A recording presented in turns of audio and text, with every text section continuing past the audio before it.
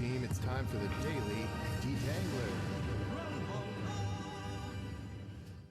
So yesterday I was reminded that change is constant. There is a lot that Catalyst is working through, and I was going through the videos and the content, and I found myself trying to figure out how to speed up and work through these things faster, and just the volume of everything is just it's just hard to come up to speed with it. And look back at my day at the end of the day yesterday, I'm like, wow, what did I really do, and what was my impact? And it's one of those things where you can choose to see what you want to see. And the mindset I've had, um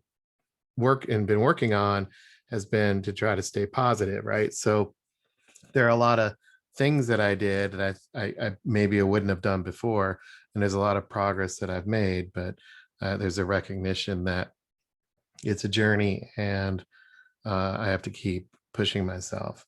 And that's the idea, is I'm constantly changing, and I have to develop techniques and approaches, and even systems, to orchestrate the change in myself. So how do I orchestrate that in myself? By tuning into what's happening. And back on the stone soup story, the travelers were given the opportunity to change. They knocked on all the doors, and they didn't get the progress that they wanted. They didn't get the response that they were hoping. They didn't get the ingredients. They didn't get fed. And that's one of those things where change was basically staring them down, saying, well, now what are you going to do? We're not going to change. We're not going to be able to help. So what are you going to do about it? And they reflected, and they sat back, and they thought, and they pondered, etc. Right? So that moment of reflection is what I did yesterday. Like, okay, were there doors that were shutting in my face? No. I just feel like I'm moving slowly uh from door to door. And you know I found myself talking to Catalyst, like, hey, what soup am I cooking? Am I cooking any soup, or am I providing ingredients? And that's a good question for me. And he said, well, why don't you have your own soup? Nothing's holding you back. You can make the decisions to do what you need to do and what you want to do in that regard. And that led me to this idea of change as constant. And even though I've had some progress, doesn't mean I'm able to, and that I can afford to just kind of rest on my laurels, if you will. I've got a long way to go. So, and that's the challenge of go to customer. 90% of transformations fail, and I just have to keep remembering that, because change is constant, and so is learning. And that's what the travelers did, is they sat back and reflected on this opportunity to change. Why change? What kind of change do they need to make? Who should be involved in the changes that they need to make? Where and how are they going to change? And when do they need to do it? Right now. And they went to the town, and they set up. And at this moment, these townsfolk come out. And I, I I was thinking, oh wow, in this story, and this evolution of my change and my evolution to get more plugged into the team. It was interesting to think about this as the existing door people, right? So the travelers knocked on the door, then they rethought, and they set up again. What if these people that came out were the same people that they knocked on the door with? It doesn't have to be different people. And I think I implied in my past processing of the stone soup story that these were different people. But in this context of driving change, what if they're the same people? And we're going to try a different approach to evolve. And everybody has ingredients. And this is an interesting thing to think about, because what changed with their approach? Their approach changed, and same people in this case, same town, perhaps even only a relatively short time later, but something's different, and that something has to do with the approach and also the structure, or as Catalyst calls it in his one of his conundrums, this idea of being disciplined and being able to communicate how others can participate. And in that discipline conundrum, he shares the story of tipping point and this idea of pushing the rock up the hill, and how hard that work can be, and then you catch it on the backside and everybody's successful. And that's what happened in Stone Soup. There was a lot of quote unquote work to figure it out on the front end, but those that participated got to eat the soup. And that relates to this idea of strategy and tactics, or stratocution, that I've been thinking about this week, where the strategy is everybody's going to have soup. That's the outcome. And how are we going to pull it off? We need to blend strategy and tactics and create an environment where people can participate. So how do we do that with our stone soup? And how do we get people, and more importantly, how do I get aligned to produce and participate in that stone soup? So it's like riding the backwards bike, right? So it was interesting. I've been tuning into, well, what am I doing on my own, and what am I doing in my own little bunker, and raising the flag, if you will, on trying not to do that. And I found myself with this, I want to keep pushing. I found myself hunkering down in my own head again, and I want to resist that, so I need to participate and get it out there. But that's a bit backward bike for me, especially when I'm putting myself under pressure to perform. How do I engage with others? And it's like the backward bike. I've got to blend strategy and tactics, and then be observant along the way.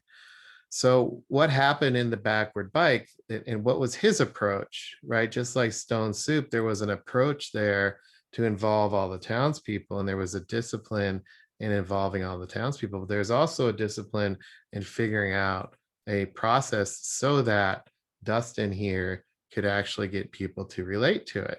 There was work that Dustin did to make this digestible and structured in a way that others could like and share it on YouTube, for example, or process it as he went through it. And the stories that he's telling and the sequence that he's delivering it in is something that I wanted to unpack. So what did Dustin do? Well, he related to this idea of the bike. He was surprised, and he kind of got interrupted with this idea of a backward bike. And perhaps our travelers in Stone Soup got interrupted and surprised that nobody was going to give them food. So how did Dustin relate to that? Well, he tried to embrace and jump on the bike. He helped us relate to what he was doing by sharing his backstory. He helped get involved, and show that he was excited. He had energy. He was very direct in what was happening. He even put some pictures in about his childhood and how he was riding a bike. And you could tell right away that he was active as he was trying to relate to this backward bike. And he even showed the first time that he rode it. And he even showed how the gears worked and things like that. So he was relating to the backward bike, sharing his story about how we could relate to it. And that's what happened in Stone Soup. How did these travelers relate to the world around them? And then once Dustin jumped on the bike, he stumbled and fell. And he did it over and over again. He tried it logically and it didn't work. He couldn't ride the bike. He tried it with other approaches. He failed at it, but he kept his positive attitude, and he was trying and trying, and he was learning by doing. And then he tried to explain what was happening, like with the algorithms in his head, right? And that's back to the stone soup. These travelers thought through what was happening, and they thought through at the tree how they could approach and what was really happening, and be curious about understanding. That's the discipline that they had at the tree, was to reflect on that. And they started with, okay, what's our goal? What's our outcome? How do we achieve it? And the same thing with Dustin. How do I achieve riding this bike? And you can see here, I've got these perspectives. The perspectives on the right, they're conceptual, analytical, emotive, pragmatic, and active, that Catalyst uses in his perspective thing. So after stumbling, the stone supers, they stumbled, the travelers stumbled, and Dustin stumbled. What happened next? Well, they had a choice to make. The travelers had a choice, and Dustin had a choice to figure out if they were going to stick with it or not, and if they were going to actually continue to pursue the goal. And this was an interesting choice moment, a moment in time where Dustin geeked out on it, and he was like, "This is going to be awesome. I'm going to keep failing." And the travelers were like, "Well, let's figure out how we can engage the town differently." But there's this idea of deeper thinking and figuring out what proof people what they might need, and having this conscious decision for the travelers to get up and start walking to the town again, and Dustin to stay on the bike even though he's falling. And they had to come to grips with that choice and make it work, and internalize that and embrace it. And that's what Dustin did, was to choose to ride it. And he got on, and then he kept trying. This is the whole learning by doing. He kept trying and trying and trying, and so did our stone soup travelers. They set up and they tried to get people engaged. They kept shouting about, here's the best soup ever. And they, despite the lack of reception at first, they kept it up. They kept trying, and they made adjustments, and they made it fun. And so did Dustin. He made it fun to fall off the bike, and he showed that even rocket scientists can't even ride the bike. And isn't this funny? And they stayed positive and had a great mental outlook, and they avoided stinking thinking, and they stayed zen in their own way. Dustin staying zen with, hey, I'm trying to learn by doing, and these travelers staying zen by figuring out how to approach town based on open-ended questions, for example, of how people could participate. And then what happened is there's some sort of progress. Stone soup, there's some progress in people providing ingredients. And with Dustin, there's some progress on the bike. He's riding a little bit further. He's riding a little bit faster. He's giving it an identity. Like, when I turn left, it goes right. When I go turn right, it goes left. And see, did you see my brain is trying to make it click? Those types of things. And the stone soup people are saying, hey, this could use a little bit more carrots, and this is a great idea. Bring what you got and put it into the pot. They give those challenges an identity. We need ingredients, and they recenter themselves, and they keep going. And Dustin remembering that change is hard. And then there's this idea, kind of the last step in the journey is just keeping at it. Now, Dustin figured out how to ride the bike, and then he even could have stopped there, but he actually decided to unlearn what he had just learned. So he's a bit of an overachiever in this idea of change. From our traveler's perspective, they made great soup, and they achieved their goal for the day, and they decided to continue on to the next town. I can only imagine how they probably set up to build stone soup again. So the way that they did it was being curious, collecting any new inputs, sharing the soup with others, and just like Dustin is sharing what's happening on the bike, and even brought his kid and his son involved into that sharing process. So these things are parallel, and it's something that I've been going at lately with, what does it mean for me to keep at it, right? If I've gone through a change curve where my level of engagement has gone up and I plot that out over time, how has my engagement unfolded? You know, when I look at detanglers myself and I compare myself to Dustin and the travelers and plot it out at the bottom, the idea of detanglers was disruptive to me. I inspected this idea of why do detanglers. I had to stay determined and really internalize that it was part of my superhero power and commit to it. In the inspection that I did earlier on, I actually chose to stop, right? So, and I shared a detangler about why that happened because I was overwhelmed. But the inspection there and suspending my bias and suspending my calendar even and choosing to prioritize those things were critical.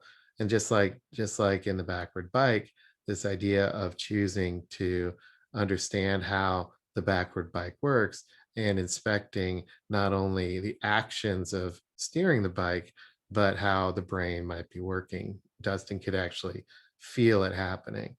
So same thing with our stone soup makers.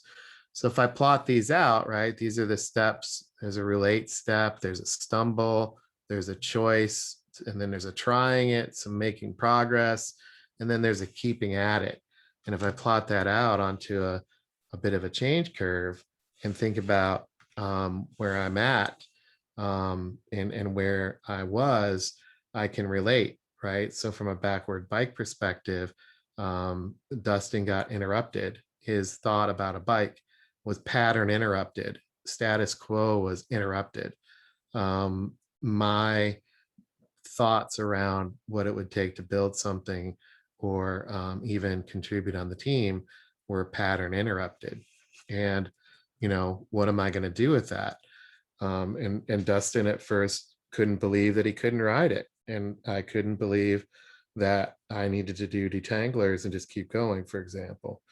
And I had to come to grips with that disbelief. And that created confusion because the world around me is telling me one thing, yet what I'm experiencing seeing is telling me another, right? So the expectations I have don't meet the experience. And the same thing happened with Dustin. His expectations about the bike didn't meet his actual experience. He thought it was going to be easy. Same thing with the travelers. Their expectations were to get food. Their experience told them otherwise. So this juxtaposition between experience and expectation is creates confusion.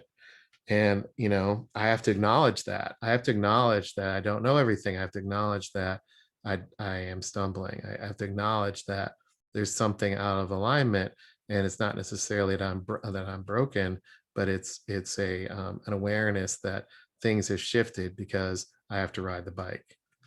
And then I have to relate to that. I was struggling with this word, but because relate usually means people to people, but there's a kind of a digestion, if you will, and a consumption of this change. And it's almost like you have to learn how to swallow it or eat it or relate to it. Giving it an identity, trying and tackling it, confronting the dragons, looking it in the eye, giving it a name.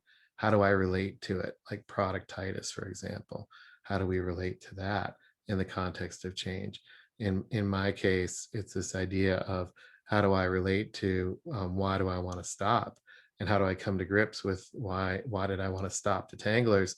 And then how do I swallow that and chew on that and figure out what to do with it so I can explore the path forward and get back into the experience of doing. And the exploration is in doing, and that's the where the learning happens. and that validates that I'm on the right track, because I'm learning by doing, even though it's clunky. And then eventually I've changed, I've learned, I've changed, but then I have to go do it again, and I get interrupted again. And this change curve is continuous, and I start back at the beginning.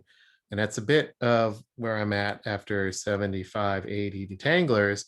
What is now, okay, how do I ratchet to the next level? How do I get more integrated into the team? How do I create better C slides?